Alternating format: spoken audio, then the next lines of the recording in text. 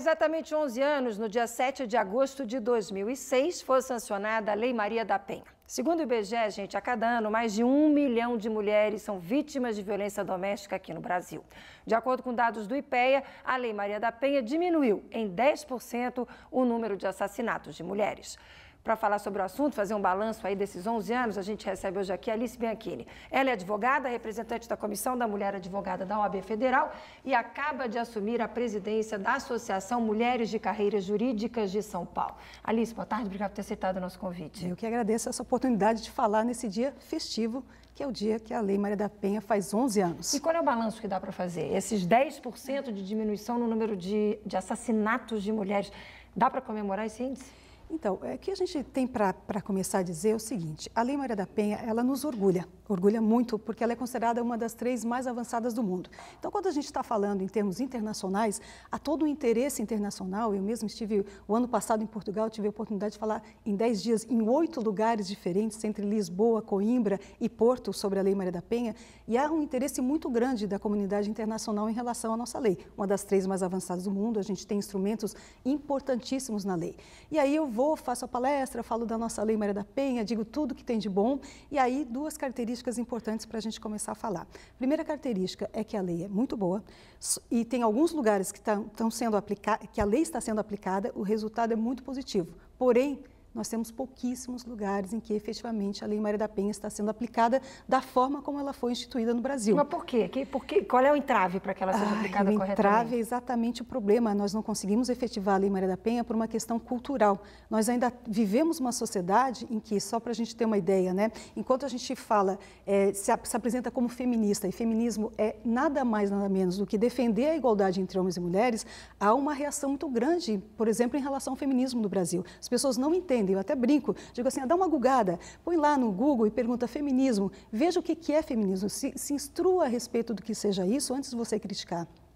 E a gente encontra uma pesquisa feita agora do ano passado, vai mostrar que praticamente só metade da população brasileira se entende como feminista. E feminista é só isso, é a igualdade de direitos entre homens e mulheres. E aí a gente vai para os dados. Então a gente tem uma lei muito boa, e lá em Portugal me perguntava, e como é que é a história da violência contra a mulher no Brasil? E eu dizia, não, deixa que eu vou falar disso no final, que era para criar uma expectativa, mas também para mostrar um pouquinho mais da lei. E a gente está numa posição. É o 5º país que mais mata mulheres, e a gente tem essa observação importante, porque quando a gente fala de homicídio, a gente não tira esses dados do sistema de justiça. Porque, por exemplo, se a gente fosse perguntar no Brasil quantas mulheres são vítimas de lesão corporal, a gente não sabe, porque tem um número de subnotificação, mulheres que são vítimas e nunca se apresentam como vítimas. E quando a gente vai para o homicídio, a gente tira esses dados do sistema de saúde, onde tem uma certidão de óbito. Então, a gente tem esse dado muito concreto no Brasil. Que tem a ver com a violência doméstica. Exatamente. E aí, quando a gente vai, muito bem, mulheres morrem, mas quantas morrem por questão de violência doméstica? Sim. A gente tem um dado no Brasil que vai identificar, não se sabe exatamente o número, mas a gente sabe que é algo que gira em torno de 70% dos casos de mortes de mulheres ocorrem pelas mãos daqueles com quem elas têm um vínculo afetivo. E é isso que você traz nesse livro aqui. Deixa eu mostrar, vamos fechar aqui, por favor, na câmera 3, está na 3ª edição, né? Terceira edição, você acabou você está, inclusive, viajando o Brasil lançando ele, né? Exatamente. O que você traz aqui nesse livro, Alice? Então, esse livro é um livro que eu considero importante porque ele trabalha 2 aspectos da Lei Maria da Penha.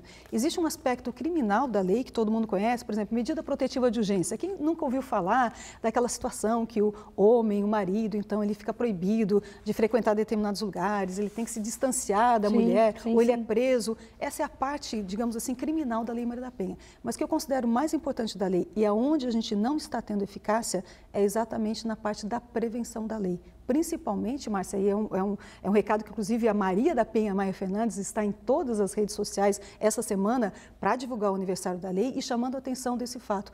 Aonde que nós estamos tendo mais violência contra a mulher é exatamente nas cidades pequenas, onde não temos os serviços dirigidos às mulheres. Então, quando a gente olha os dados estatísticos, a gente observa, nas capitais, por incrível que pareça, nós temos pouca violência de gênero, porque as capitais vão ter os serviços de atendimento, os serviços de orientação, os serviços de de educação para a questão da igualdade de gênero, o que não acontece nas cidades pequenas. E tem uma pesquisa que eu queria que a gente fosse encaminhando para fechar, falando sobre ela. Gente, acaba de ser divulgada de um órgão internacional que mostrou que 19% dos homens brasileiros se sentem sim superiores às mulheres. E o que é mais grave, 14% das mulheres se sentem sim inferiores aos homens. Quer dizer, é cultural, é educação, né? Na sala de aula que a gente tem que ensinar que não é assim, sala de aula, né? Na sala de jantar, e eu até brinco, né? A sala de jantar hoje, como é que ela é? Ela é estruturada de forma que tem uma cabeceira, onde tem uma mesa, uma cadeira que tem braço, tem um espaldar mais alto, que parece um trono, né? Se a gente pensar, é uma representação do trono. Exatamente, quem é que senta? O homem.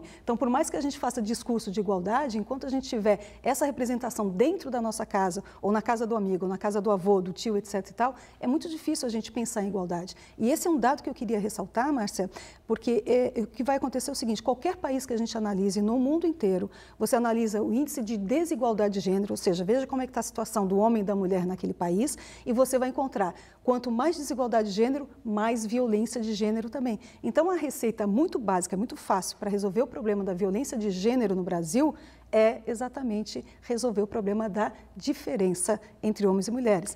E aí eu vou citar uma pesquisa, se me permite.